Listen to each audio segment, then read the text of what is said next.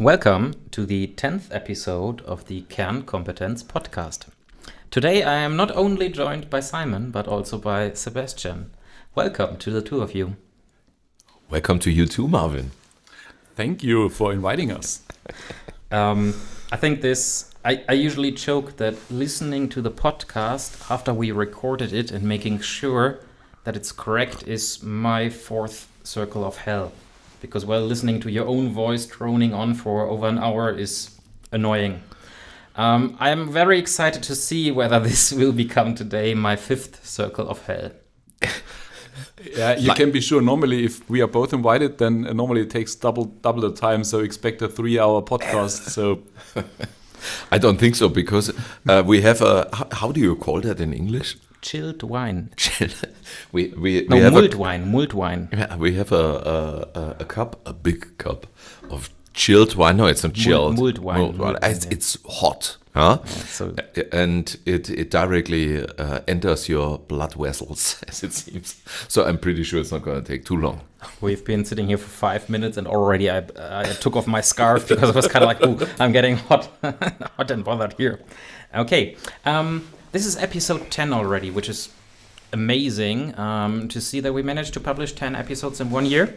I also decided to call this the end of season 1. And what better thing to do at the end of a season than to look back? But looking back is going to be very, very boring for our listeners. They all took notes during our podcast. They know what we spoke about. So instead, we're going to do the exact opposite. We're going to look forward. And looking forward means we're going to wildly hallucinate. I mean, we're going to talk about our experience and interpolate the future.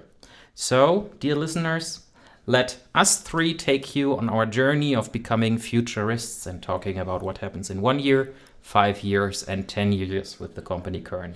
Oh, exciting. It's very subtle foreshadowing that we have no idea. Okay.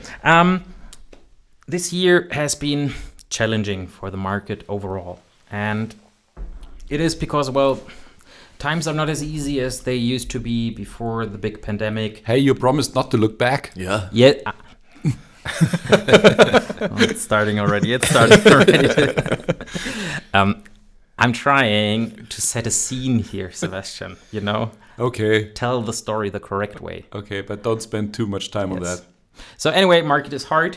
Let's look at what the market brings next year. Simon. Wow. So there is a thing in Germany, and I think it's around the world. It's not as cool in the United States, by the way. It's pretty cool here. It's called the IFO Geschäftsklimaindex. It's hard to translate, but what they do is really a majority of the companies are going to be asked, the head of purchase departments, the CEOs, what is your expectation on the next 3 months? Are you willing to invest? How is the likelihood? Things like that. And looking at this index actually was a nightmare. But we don't want to look back. For the future right now, so things are lightening up a little bit. And this is not because of the election in the United States or the change in the government that is in Germany right ahead of us. But what I do think in the niche that we are in the market that we are in, people get frustrated or insecure by things, but overall the projects are there and they get postponed, but at some point in time they just come, and that's what we feel right now, and which makes us kind of positive also for next year with new challenges for sure, but I believe with also some positive impulses in what we're doing. Sebastian, your take on this? Okay, I didn't expect that he finished so soon on that. So, I got a briefing. Okay. It's the first time. I want to start completely different, Marvin. So I don't know if you know that, but there was these times you would call him comedian back in time, a Bavarian one. Simon, maybe you know him. Name me 2 of the most popular Bavarian comedian, but looking a bit back in time. So it's not Gerhard Polt, but you No. mean, I know... Markus Söder. Karl Valentin. Yes, Karl Valentin. I know exactly who you meant yeah. from the second on that you... Yeah.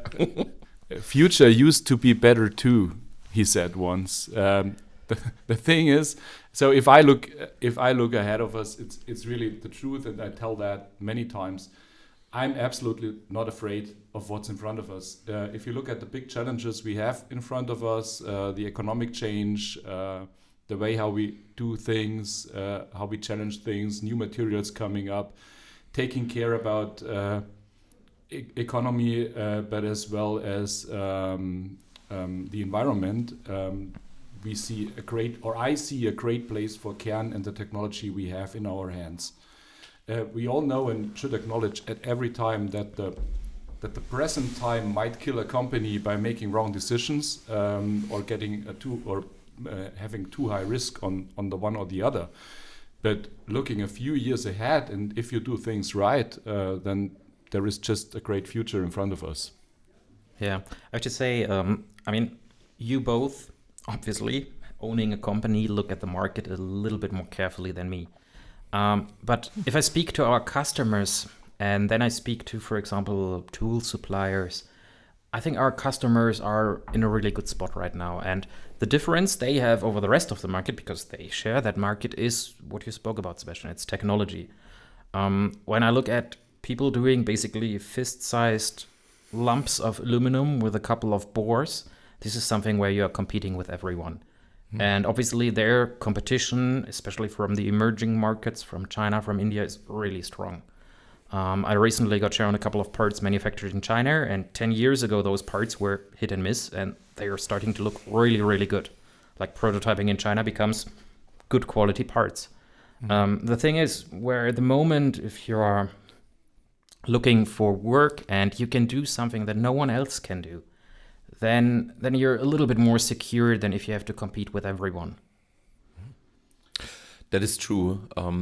But what we also see, what has changed versus the past, so between 2008, 9, so after the crisis, there were really, I would say, till Corona, 10 really good years.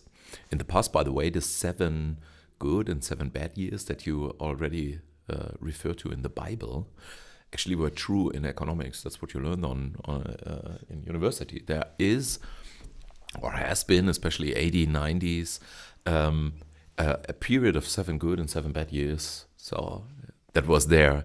And still today, if you look at stock market, for example, there are certain patterns you can always rely on. So if you have a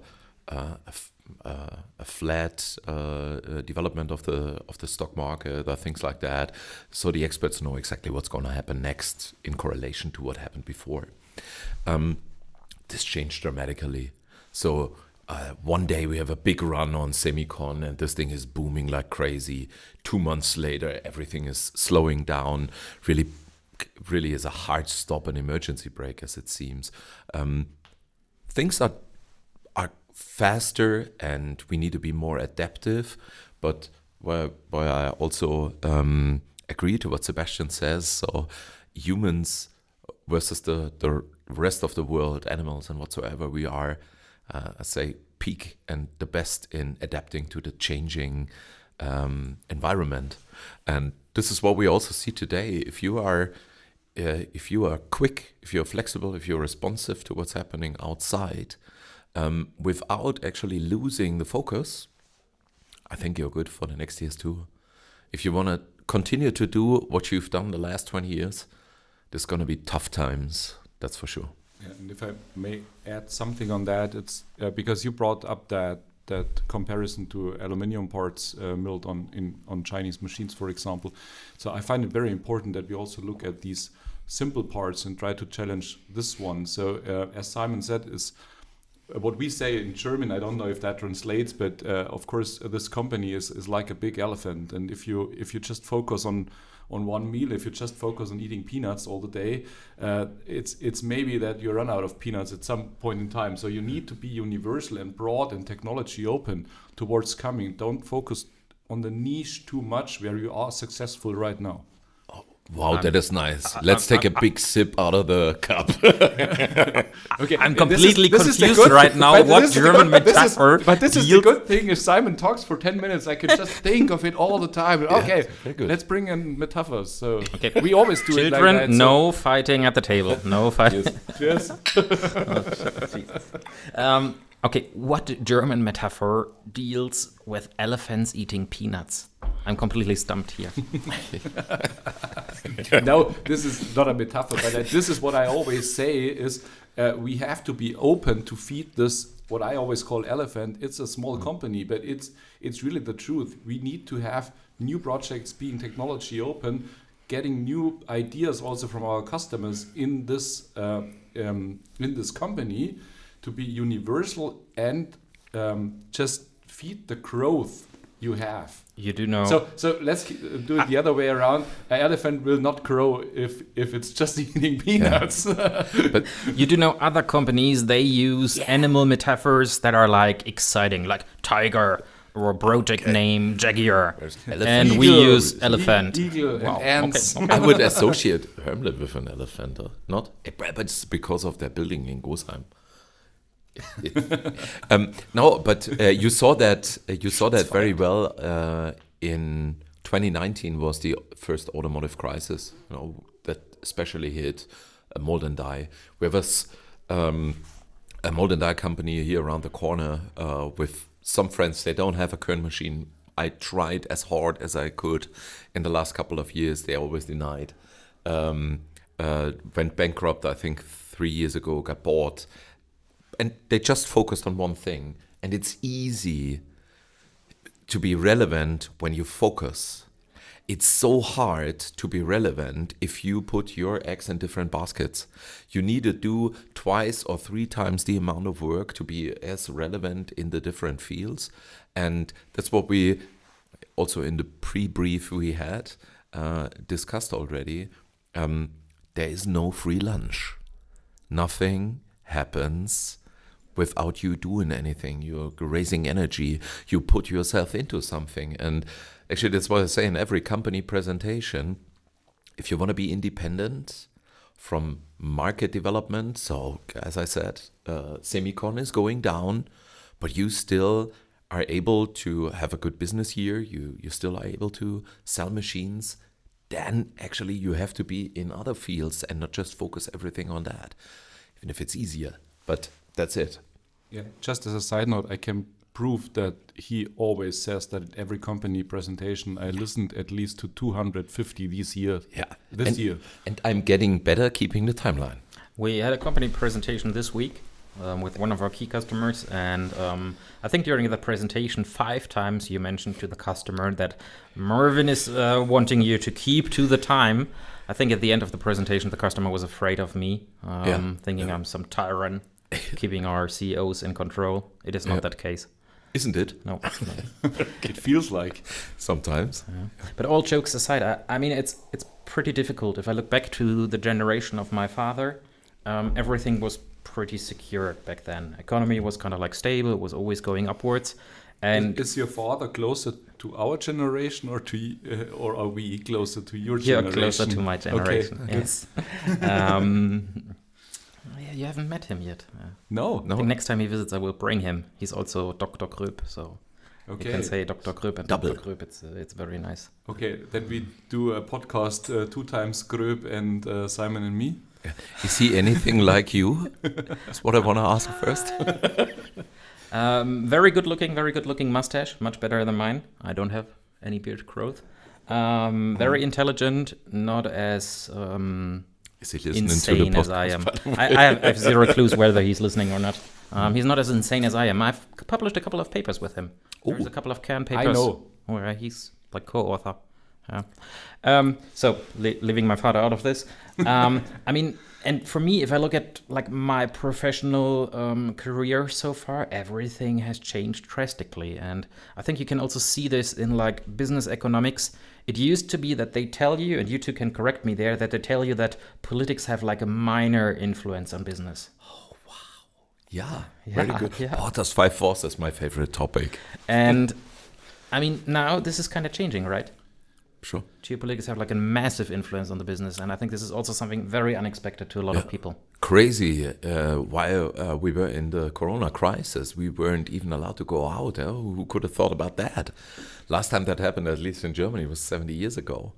And that changed drastically. It's now turning back a little bit, but we all seem to be, that's my personal feeling, a little bit confused from what has happened and where we are right now. So we had some kind of bigger government taking care about the things that are good for us and not, and now we're back where we were, but everything is different. I think there's a lot of confusion right now out there. So I would divide it in two things. So politics always had a big influence on business.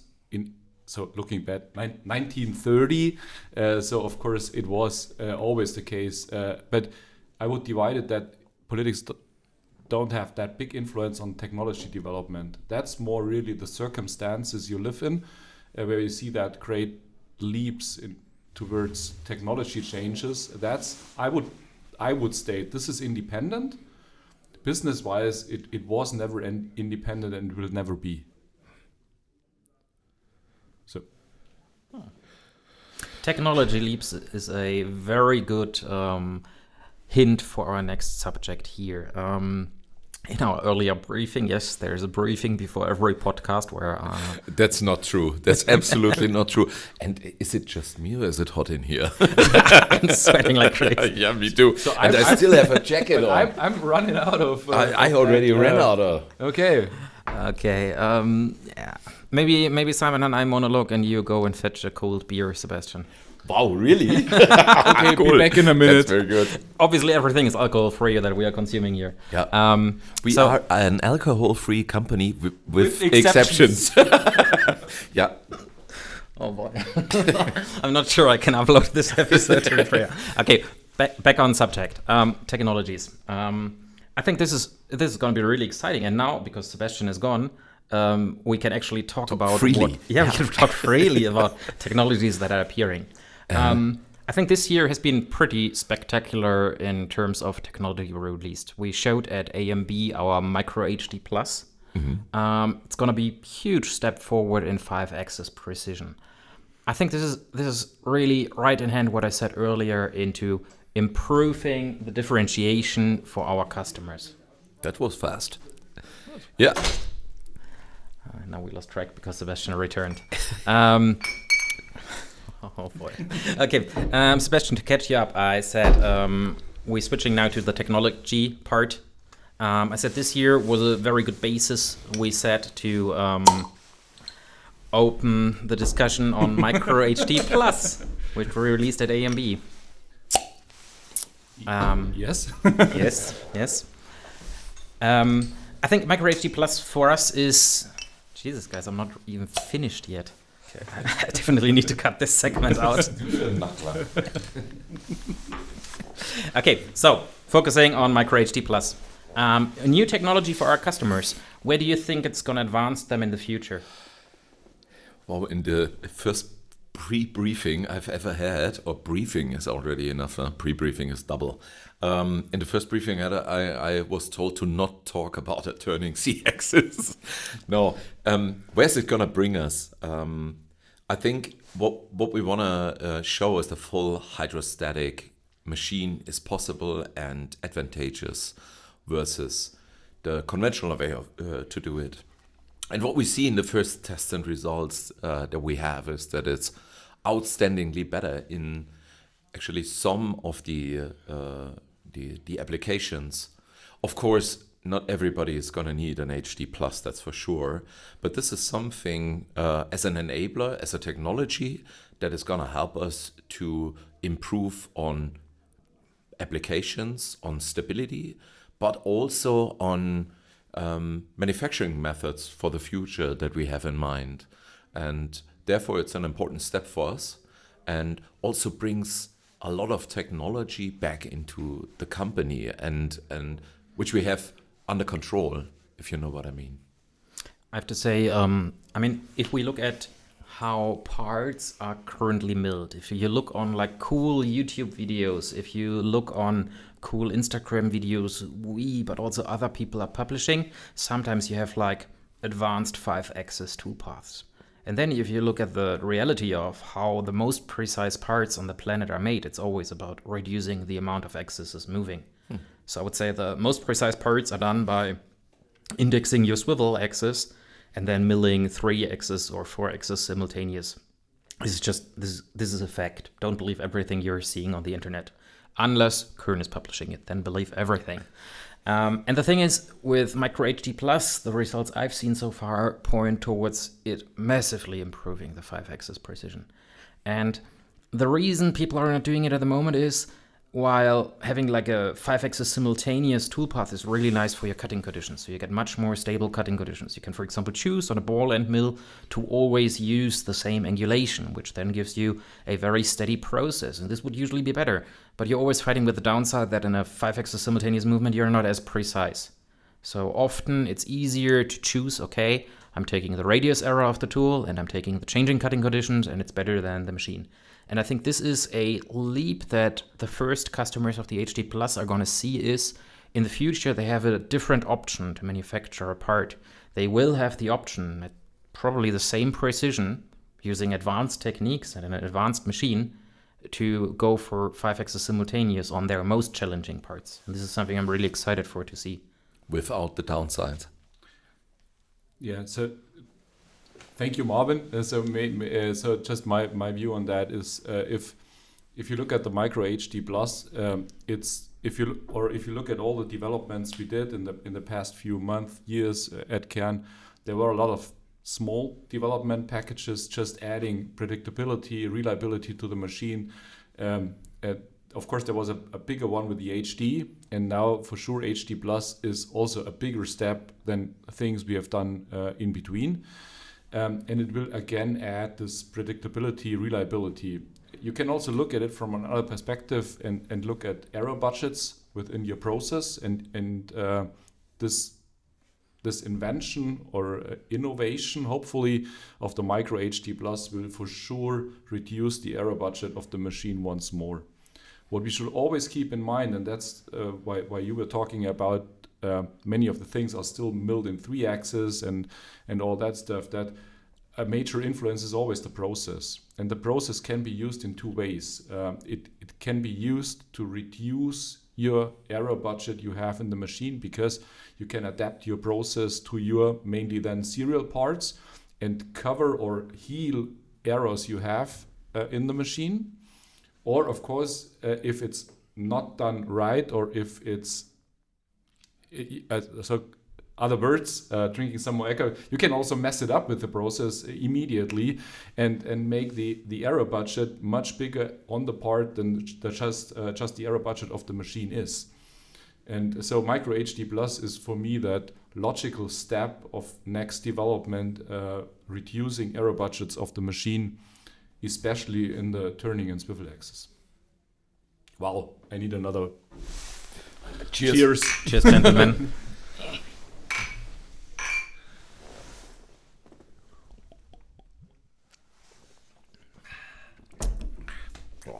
Kann schon was. Das ist aber eine wilde Kombi. Wonderful in addition to the wine. Everything alcohol free. Okay, yeah. I think something we've also seen with our customers is in the past couple of years that change from doing they've always been doing super precise parts on Kern machines. And now we see a couple of customers who are really pulling those top limit, those parts that no one else can do in a serious production. So automation is really important, and I think it's getting more important, especially in the coming years. Yeah. Yeah, so automation is one thing. What I also see beside automation, maybe you can comment on automation. What I see beside automation is also that there is a huge demand also to being more robust to changes you see in the environment of the machine. Today we still want to have our machine be used in a very stable production environment. So we say plus minus 1 Kelvin is ideal. Some of our customers even go beyond that.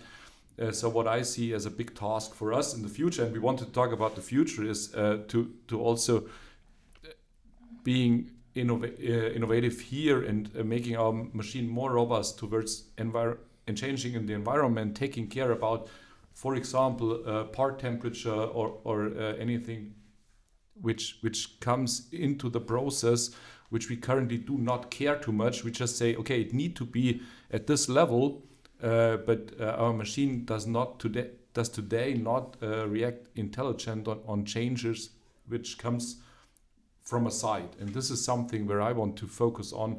If we look ahead in terms of R&D, this will be the next logical step, and looking then maybe 5 or 10 years ahead, it will be that self-learning machine when Simon then can not sell any new machine anymore because the older ones are much better than the new ones. But this is something, of course, which is still far ahead. So yeah, but this will be then customized learning. So you need to start anyway. So you cannot just buy an old machine from anywhere and it's going to be better than the one that you have. It needs to be adapted to your environment. You know? Okay. So no problem. Want to buy one? Yeah, genau. So I think it's the same thing as with digitalization. Everything that can be digitalized will be digitalized. Everything that can be automated will be automated. It's as easy as that.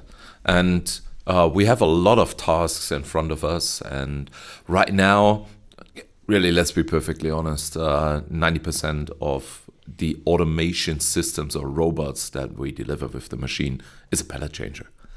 It's not an automation in the usual sense. So who's really, when we're talking about customers and friends, so IWC in Switzerland, watch manufacturer, they have an automation system.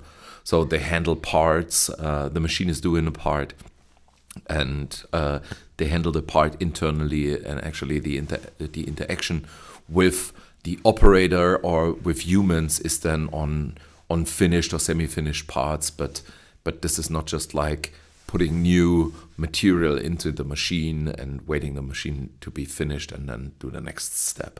So that's a little bit more complex. We today look into self-driving robots. We have some projects running right now where we see a robot today standing next to the machine has a leverage or a usage rate of below 10% most of the time. So 95% of the time the machine is just standing there waiting for the bloody micro HD to finish the part. And the more you can, the more independent from the location your automation is, the higher is the leverage and the more versatile the whole thing can be. But that's just the next years that lying ahead of us. But I think also in the future, and we see that from all the manufacturing jobs coming back to the United States. So skilled labor is absolutely limited those days, especially in the US. And when you bring something back, you either automize or you bring back the really difficult parts, the high value parts, where you want your best folks to take care of. And this is what we will continue to see as the working population, at least in Germany, will shrink in the next couple of years. So the demand for automation will get higher and higher. New technology needs to come up easier, not the way we do it today, which is really medieval in my eyes. I mean, that easier part, I think, is going to become really important. If you go to a machine trade show, to an exhibition, you can see a bunch of companies offering like raw stock handling systems. And I mean, for example, our contract manufacturing, K1, they have one of those systems installed for a couple of years. And in the beginning, it wasn't really a success because that's the problem. That's why I tell people don't believe what you see on the internet unless it is, come on, together now.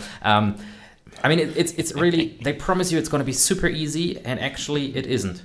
It's really tough to get like a raw stock handling machine, especially if you have small and delicate parts, going. And it took us quite some time to learn it. And I think we are now in a much better spot to, for example, also support a customer on such a system than we were a couple of years ago. Yeah, but this will for sure improve. So this learning curve, which is currently, this learning curve today is still not only steep, it's also pretty pretty long. And the thing is, this will change for sure with all the digitization we see, and especially in this case also looking at AI technology in the next, I don't know, 5-10 years.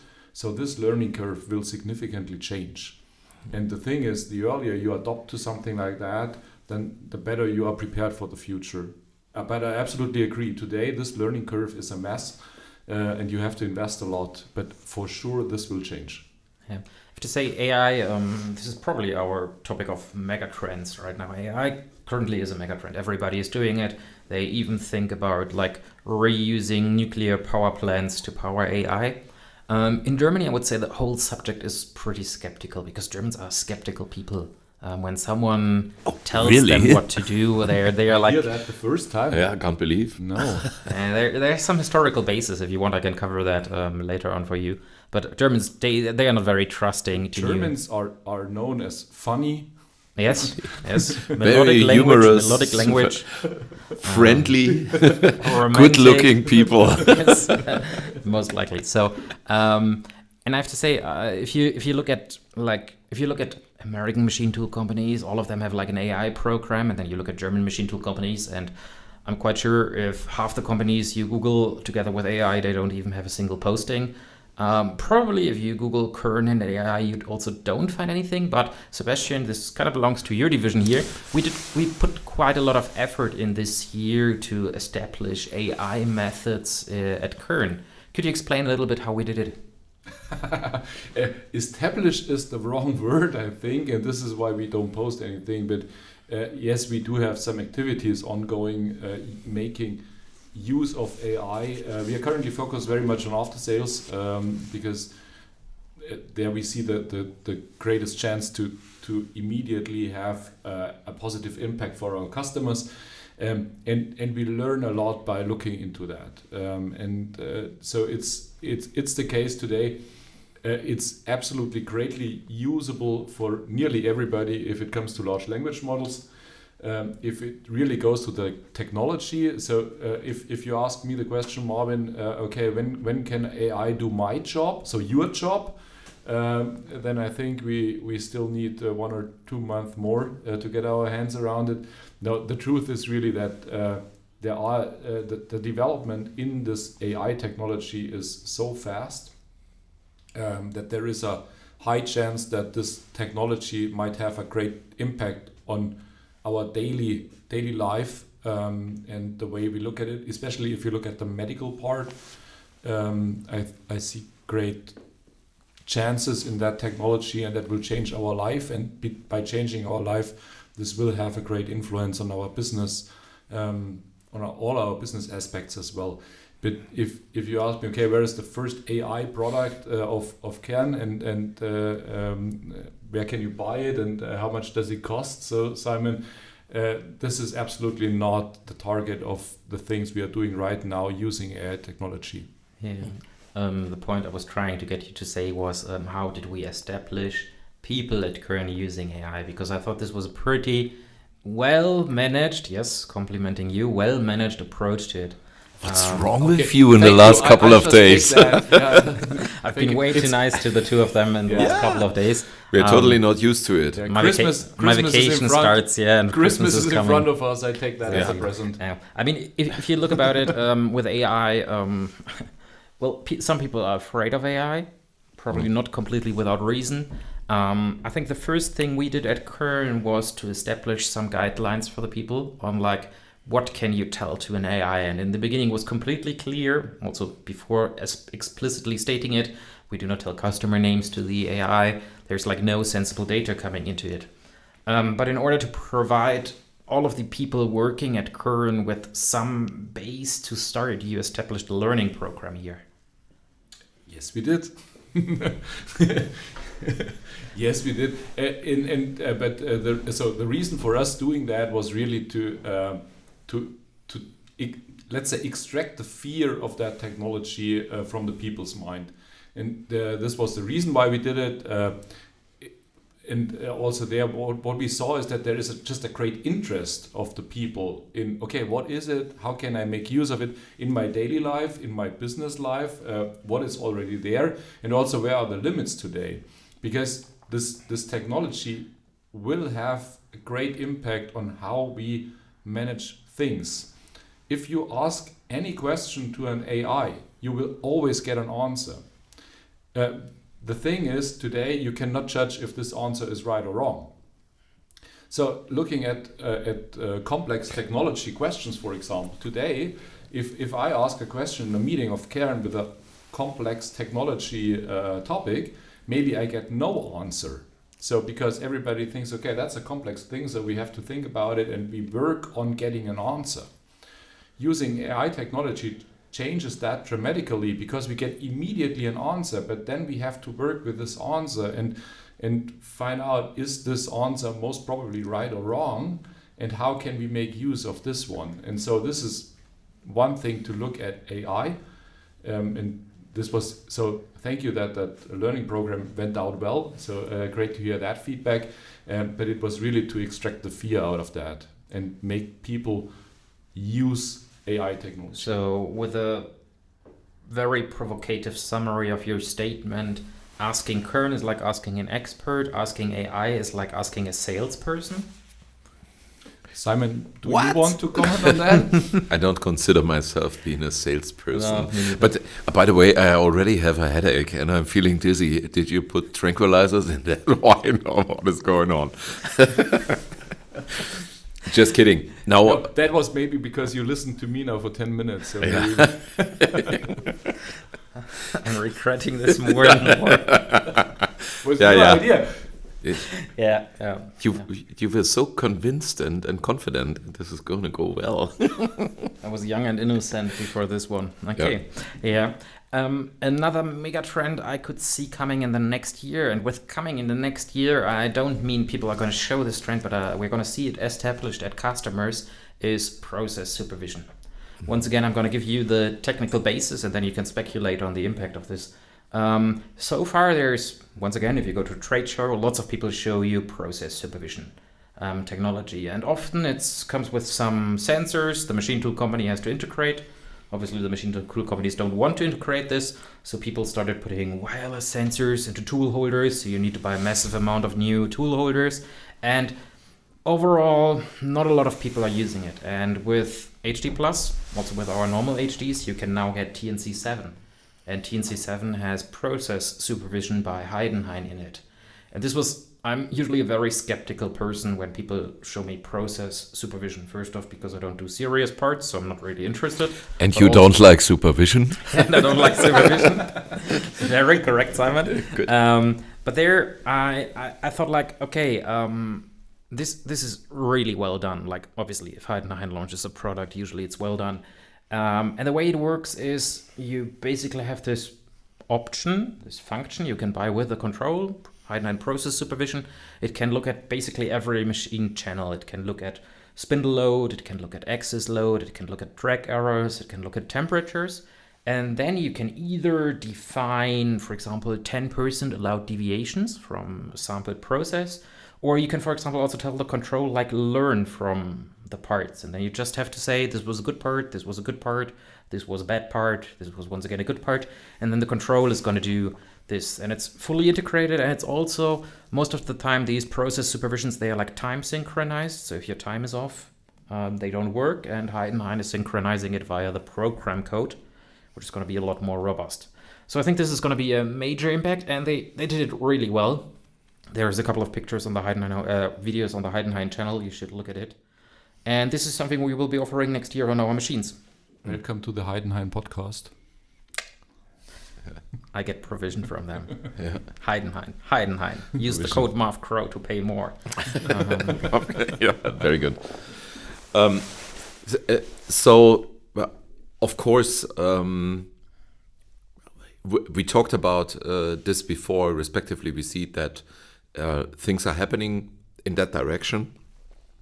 What I'm still concerned is the stupidity of a machine tool today in a standard. So you don't even have an optical kind of indication whether what the program is about to do is complete off or not. Is the workpiece in, things like that.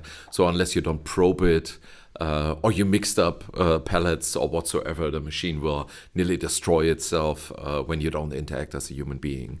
So actually there's a lot of things to do to make the machine smarter in that way. That is still not there, and also things we are looking into besides the focus topics that we currently handling. I think this is for me, a philosophical question. Looking at it, I see we're trying to make the machine easier to use, but nevertheless, the operator and the owners, the business owners, are from a strategic perspective, but also operational, need to know what they are doing. So the knowledge, what you want to achieve, and the way to do that, we're trying to teach as good as we can. And today I have my doubts that we will be able to have, let's say, algorithms, database, or whatsoever that will help you in those delicate applications that we're currently handling. I have my doubts, but I would say for the commodity part of it and for the standards, I think that's a very powerful thing also for the future. And I don't want to say that it's going to be relevant for us, so we will look into it with lots of interest and also with energy for sure. But looking at the majority of our applications, I think that's going to be really difficult and complex. May I disagree on that one? Yeah, as You're always. allowed. You're allowed. Not a big surprise. No, the thing I see in especially that one is that in the past we always looked at some developments coming from our suppliers or from ourselves as, okay, this is a new product, okay, where is the benefit? And then this is what you normally put your sales pitch on. And this is the benefit, and this is the reason to believe, and then you go on, and this gets a price, and you try to sell it, and a customer is willing to pay for it. In this aspect, so looking at the products you're referring to, this is completely different, because what you get with this one is you just get a lot of data, and the big question is what to do with that. And what I see by looking at the data we currently have is this just offers a great potential in diverse directions. So one thing is, of course, you immediately, if you have a serial production process, what you don't like, Marvin, and you look at all the data you get of this Heidenhain component supervision, or is you get data out of your current process, and you can immediately unveil process optimization because you see, okay, in my whole serial production, I'm just make use of my spindle by 20%. So there is a lot of potential in that to get, let's say, more process speed, more roughing, whatsoever else. So you can also look at it differently and say, okay, now maybe after a certain period of time, you see that some things are going defect, so getting defect in that machine, and you can see, okay, what happened before we saw that, and you see data on this, and you also see data, of course, on getting more precise parts. So where is your deviation coming from? When did that really happen? And what happened to all the data you recorded? So in this case, it's completely different to the products we sold before as a company, because in this case, we say, okay, you just get the data, but to make use of the data is more in your hands. And that's different to what we normally do. May I disagree on this? What a surprise. That's a podcast full of surprises today. It's wonderful. Like an advent calendar. Short answer, no. Okay, Simon, your turn. No, please. You said no. No. It's just like you uninviting me for dinner. Okay. He did do that this week already, didn't he? Okay. I mean, yes, this is one potential, but I wouldn't call it the potential of that functionality. First off, seeing that you only have like 20% spindle load, you said usage, I assume you mean load at that point. Most often on our machine, spindle load is not limited by the machine because that spindle is freaking powerful. Spindle load is limited by the tool, by your part, by your fixturing. Second of all, Heidenhain currently with that functionality doesn't really allow you to detect where it failed. It mostly allows you to see it failed at that line of program code. But was it x-axis overload? Was it drag error? And especially if the part is not like completely gone, but just out of spec, you're not really going to see anything. TNC 7 offers that options a little bit more. Something we've been teaching customers for a long time is how to use the Heidenhain oscilloscope on the control. But up to now, with the control-based oscilloscope, they were limited at looking at the data. They could display 6 channels, 10 seconds, and that's basically it. And with TNC 7, in a very surprising step to me, surprising podcast, Heidenhain integrated the OEM version of the TNC oscilloscope software, the one customers are not supposed to get, which you can't download unless you're the OEM. They integrated this one in the control. So now you can scope like, I think, 64 channels, and you can even scope for a couple of hours. I think there lies the potential for the customer to do what you said. And I think, indeed, if we look at spindles, for example, so the number one component that carries wear in the machine is the spindle. Especially if you have a micro HD, so nothing wears except the spindle. But the only thing that we always see is bearing failure. If the spindle fails, it's bearing failure. And then everybody looks at each other and says, okay, where did it come from? And you can further investigate, and there are 2 or 3 other reasons, and we dig deeper into that. But most of the time when it gets, for example, and this is the question you always have as a machine manufacturer, did something fail because it was not well made, or there was a failure in the product, or was it because of, let's put it in that way, misuse, or actually the process that didn't work out? And I think in this case, having more data within the machine and getting more clarity, more data to look at, to investigate further on what the reason might be. This is something that is absolutely useful and will also help us to get better in the future and help our component manufacturers to get better in the future. Sebastian, your counter to what I said, or to what Simon said. No, You're nothing, looking like nothing to add. All right, nothing to disagree. Oh, for once. Okay. One thing we haven't looked at, we spoke about like market, we spoke about technology and megatrends. One aspect of the future is really interesting, especially to management, and that's people. We already had a couple of foreshadowing teasers in our conversation, like German workforce is going to diminish in the next couple of years because the population is just growing older and older all the time.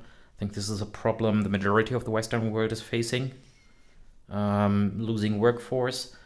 Then we have that second dimension, and this is really, I would have never thought I would say that statement at my age, but it's the young people. They're horrible. Or not. Sometimes they are pretty cool. What steps are we going to take as Kern to continue with people in the future? You're asking me or Simon? Both. I looked at you because I thought people, but yeah. So just as a first statement before handing over to Simon is I always hate putting peoples into drawers. And so I also hate all these generation discussions. Oh, this is the generation Z, and they are behaving like this because that's simply not true. These are all individuals, and looking at young people we have here in the company, and I look at a 21-year-old guy doing these sensational parts for the Micro HD Plus, and looking back what I did when I was 21 years old. That's a big difference, but exactly in the other way around you were referring to. So I just, as a first statement, I hate just putting them into drawers and say this is like that and this is like that. It's far too easy. Then let me jump in. No, jump in or disagree? I think what you feel, I'm 45 years old. I'm a little bit older than Sebastian, not much, a year roughly. Huh? Is it 45 already? I'm 45, yeah. through. Yeah. Oh, You don't my look a day God. over 44. Oh, I look like a retired man. No, I'm just kidding. By the end of the year, this is my most stressful time. So actually, my family is always looking into trying to avoid meetings with me in the hallway or something like that. No, I'm just kidding.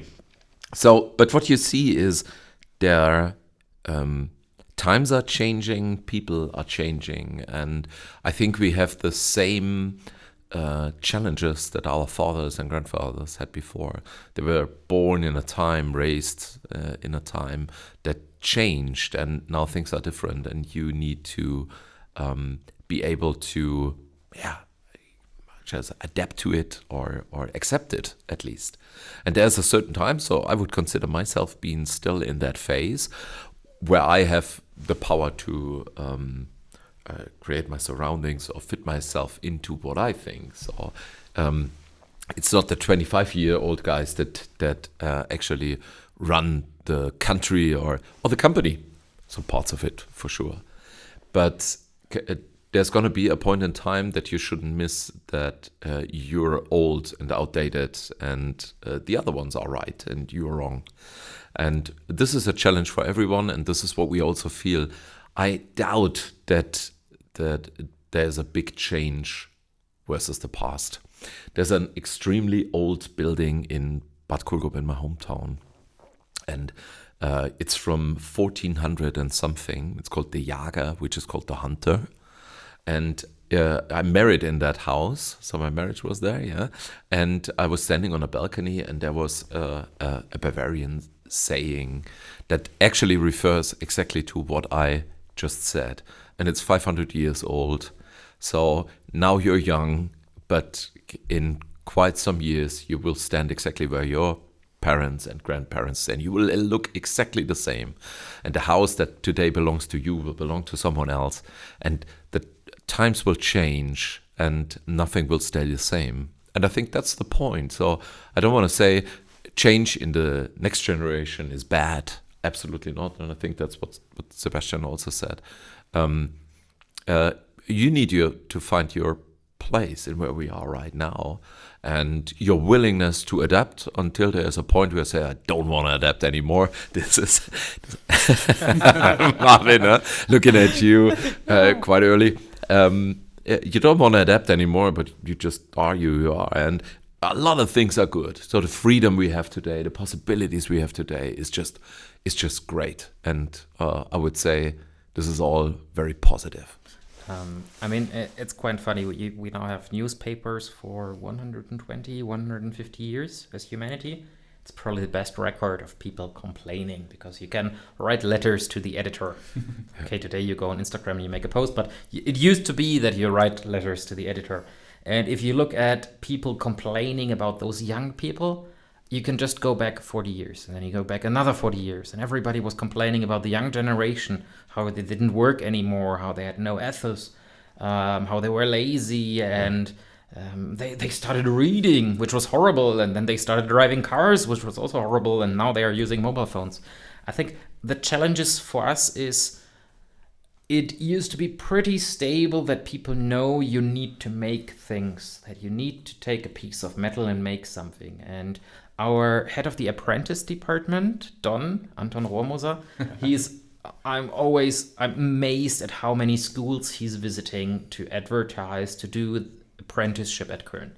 It's like a major effort, and I have no idea how he manages to get that much work in, but very efficient. And we often show the company to young people. And it's kind of funny. You have these young people, and then there's me with my old 33 years standing and being like, young people, they have smartphones. I hate that. But they are actually, for the first time, they are seeing, you could actually make something, and it's really interesting to them. At the same time, when you then see them at the machine, it feels archaic to them. It's like super old-fashioned. You have like tables and numbers. So I think one big challenge is like fetching that young generation that is used to modern user interfaces, which is used to everything being super intuitive, and teaching them our complicated business. That's going to be one huge challenge for us. Yeah, I can absolutely agree on that. And this is where I see our biggest challenge on that one is that making things is, at the end of the day, what makes a company successful, what makes a country successful, what makes a country growing, is making things, and not just so. Maybe I should not say that, but I hate all that that advisors which tell you how to lead a company and how to make things, and but they never produced anything. And the society tells our young people that this is the way they should go to, and making things. And I think this is what we need to change, or where we see that need of a change as a country, that making things in a high technology area or in a low technology area sets us apart. And this is really the value of a company, and nothing else. And this needs to change. I agree absolutely on that one. That's, by the way, great. We talked about that many times before. What's the difference between Kern and many others? And this is really just like, and this is true in every aspect.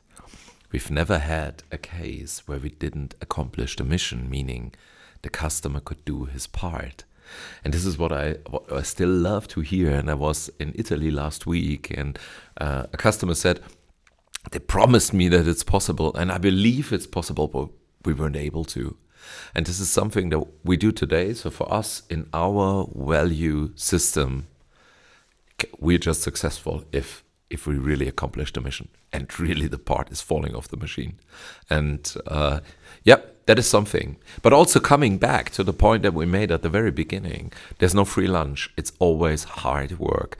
And I think what many people complain about with the younger generation is everybody in this next generation wants it to be as easy as pie. So it needs to be easy, not too much effort, laid back, work less, don't stress yourself out, and things like that. And if we go into that and differentiate a little bit, I would say so we are coming from a generation that, look through the generations, is that there's kind of some real stupidity into that. So we stress ourselves out to beyond the limits. Always want to get better, always want to be compliant, always want to be this and that. And what I think is really refreshing is a next generation coming up not applying to that. It's not taking care. It's the first time in my life I feel like an old man. Yeah, you are. At the beginning of this week, I get you a cream for your eyes to get rid of your wrinkles and so on. I used it twice. It doesn't help. So no, really, I can tell. Yeah. So, but Marvin, also coming back to your thing where you said, okay, in the reading through the newspaper, you see that how many people are complaining about the younger generation. That's getting more because we are just getting older. So that's if you do the statistics on that one, it would be maybe an easy, good summary. It would be maybe easy to explain it, but it's really so. You could also look at everything from both sides. So, and you said something, Simon, about missing respect of the older generation. You can also look at from the other side and talk about self-confidence of the young generation. I also have to say that every newspaper article from like 40 years ago also mentions missing respect. So that's just like something every generation feels. Okay, but we just had less. Are you talking about me specifically, or in terms of numbers? No, but really, what we see in this young generation, and that's completely different to the ones I think 20 years ago, is they have a great self-confidence in them, and we should make use out of that one, and not just focus on the things which are maybe where we say, okay, this is not in our towards our values. This is not important for me, at least. And honestly speaking, so thinking about and just naming four, so Phil, Josh, Alex, Keaton, so a younger generation coming up, really taking their, how should I say, faith into their hands, really being hard workers, pushing things forward. So from my side, nothing to complain about the next generation. This is, I think, a pretty good note to end it. to end this year, to end this season of the podcast. I thank everyone for listening. It has been great fun to do this Kern Competence Podcast. Season 1 is done, so let's see each other in 2025. Thank you very much, Marvin. Very much looking forward to it and having some really 2 to 2.5 weeks of rest. That is going to be great. Yeah. Thank you also from my side, and Merry Christmas.